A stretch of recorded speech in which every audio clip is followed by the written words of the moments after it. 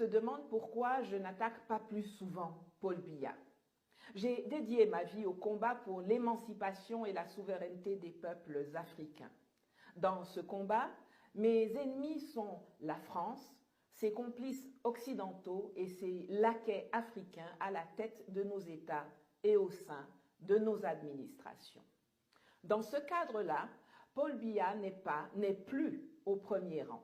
Il a compris avec la crise de Bakassi qu'il n'y avait rien à attendre de Paris et il a enterré ses ambitions d'être le meilleur élève de l'Élysée qu'il avait exprimé précédemment au sortir d'une rencontre avec François Mitterrand en 1990. Sans bruit mais de façon déterminée, il a rendu insignifiants les intérêts sécuritaires et économiques français au Cameroun.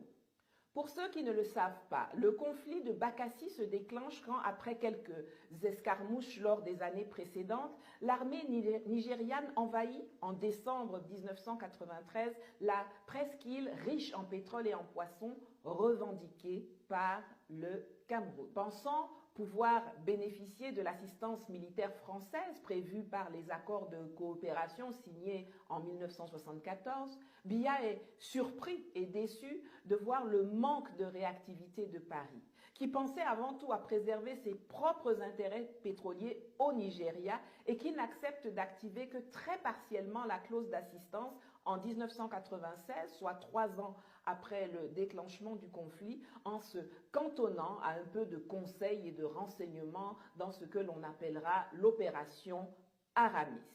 Différence avec ce qui se passe en ce moment, où il n'a fallu que quelques jours à la France pour porter secours financièrement, diplomatiquement et militairement à l'Ukraine, à laquelle ne la lie aucun accord de défense, à contrario du Cameroun à l'époque. Bref, passons.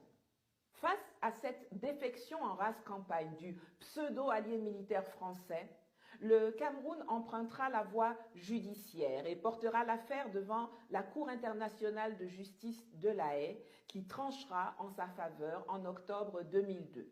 Ce n'est cependant qu'en 2008 que le retrait des troupes et de l'administration nigériane auront lieu. Tirant les leçons de cette lecture à géométrie variable des accords, Paul Biya s'est alors systématiquement attelé à les déconstruire et à les vider de